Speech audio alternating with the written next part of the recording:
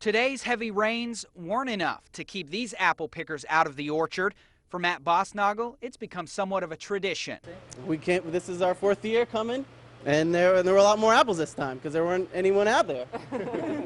It is that time of year again when this fall fruit is in high demand.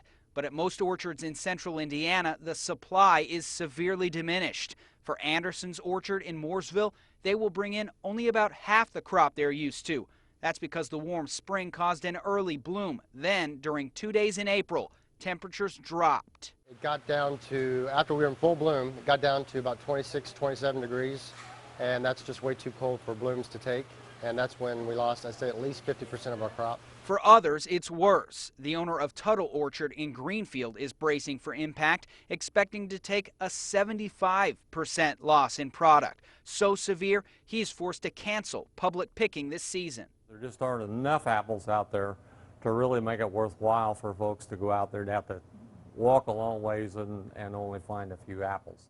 As you can see, there are still apples for sale in the Tuttle's store, but they've had to pay to import many from orchards in northern Indiana and Michigan. This area is experiencing a shortage of historic proportions, Tuttle says, worse than he and other farmers have ever seen. I haven't talked to anyone in the business who remembers a year like this. Chance Walser, RTV6.